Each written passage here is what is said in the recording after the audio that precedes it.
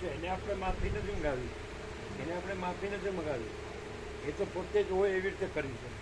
આપણે કીધું કે ભાઈ અમારી કાંઈ ભૂલ થઈ હોય તો અમે માફી, બરાબર, તો પણ કેવું કેવું હલકું પાત્ર કહેવાય. સમજાય? એટલે અહંકાર માણસને કેટલી નીચ હદે લઈ જાય છે. એટલે અજ્ઞાનની ઉતરતા ક્રમની 7મી લાસ્ટ બહુ મોટા રસાતલ બિલકુલ.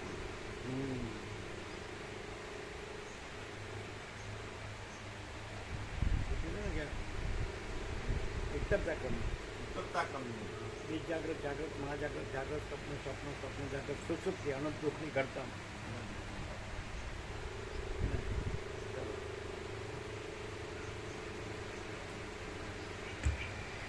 વશિષ્ઠ બોલ્યા, હે મહાબુદ્ધિમાન, વિશેષ કરીને માણસોને આ સંસાર તરી જવામાં સાધુઓનો સત્સમાગમ અહીં સર્વત્ર બહુ ઉપકારક છે. સાધુઓનો નીચે ટાંચ છે. સાધુઓનો એટલે બ્રહ્મને સંશય વિપર્ય રહિત અપરોક્ષપણે જાણનારાઓનો. પોતે સાધુ નથી અને જગત નથી અને પોતે જ બ્રહ્મ છે. એટલે હું કેવળ પરબ્રહ્મ અખંડ સચ્ચિદાનંદ છું, તો એ સ્વસમેધ્ય, એને અપરોક્ષ કહેવાય. એમ કે ત્યાં હું આ જીવ નથી, વ્યક્તિ નથી, માણસ નથી, સમજે, આ પુરુષ કે સ્ત્રી નથી, અને આ જગત નથી, અને કે એ પરબ્રહ્મ જુદું નથી. હું કેવળ પરબ્રહ્મ અખંડ સચ્ચિદાનંદ છું. પરબ્રહ્મ જુદું નથી, હું કેવળ પરબ્રહ્મ અખંડ સચ્ચિદાનંદ છું. સમજે, એને અપરોક્ષ કહેવાય. એટલે દ્રશ્ય ભ્રાંતિવાળાને એ સાધુ દેખાય છે, સમજે, પણ દ્રશ્ય ભ્રાંતિવાળો નથી, દ્રશ્ય ભ્રાંતિ નથી. અને દ્રશ્ય ભ્રાંતિમાં જે સાધુ દેખાય છે સાધુપણું નથી. અને ત્યાં આગળ જે ખરેખર પરબ્રહ્મ અખંડ સચ્ચિદાનંદ છે સ્વયં પ્રકાશે છે કે હું કેવળ પરબ્રહ્મ અખંડ સચ્ચિદાનંદ છું. આગળ તો એ પ્રકાશ શબ્દાન્વિત થાય છે કે હું પોતે અનંત પૂર્ણ પરબ્રહ્મ છું, સ્વપ્રકાશ. બરાબર. વશિષ્ઠ બોલ્યા, હે મહાબુદ્ધિમાન, જે અજ્ઞાની હોય, સંસારી હોય અને જેને ભ્રાંત દ્રષ્ટિ હોય અને સાધુ દેખાતો હોય તો એ કેવી રીતે ઓળખે કે સાધુ નથી, પરબ્રહ્મ છે, અખંડ સચ્ચિદાનંદ? ન ઓળખે. સાધુ દેખાતા હોય પણ વ્યક્તિનું કે જગતનું કોઈ જ ત્યાં હોય નહીં, અને આખો પ્રકાશ, આખો આનંદ અને આખી શાંતિ એનાથી ઓળખાય.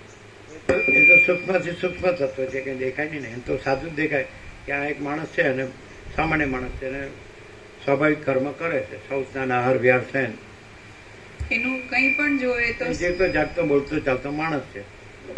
આ તો જીવતો જાગતો બોલતો ચાલતો માણસ જુએ તોય ત્યાં સ્થૂળ સૂક્ષ્મ કારણ એવી કોઈ ભ્રાંતિનું કંઈ જ ન હોય, હું મારું ન હોય, જગત ન હોય એવી રીતે પણ. અને એમનો જે પોતાનો પ્રકાશ છે, એ જે પૂર્ણતા છે, એની અનંતતા છે, એમાં ક્યાંય કોઈ ભેદ નથી, એનાથી ઓળખાય.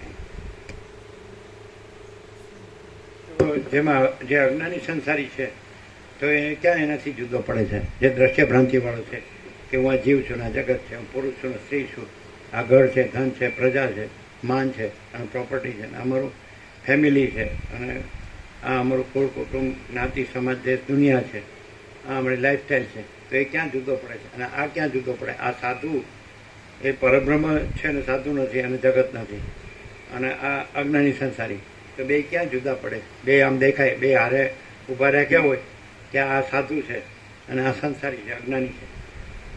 બોલો.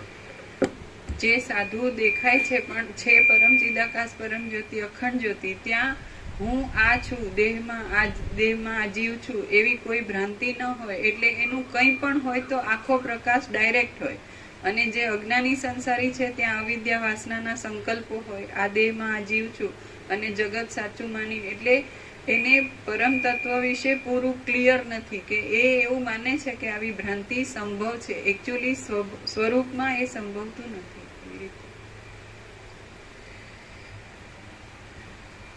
વશિષ્ઠ બોલ્યા, હે મહાબુદ્ધિમાન, વિશેષ કરીને માણસોને આ સંસાર તરી જવામાં સાધુઓનો સત્સમાગમ અહીં સર્વત્ર બહુ ઉપકારક છે.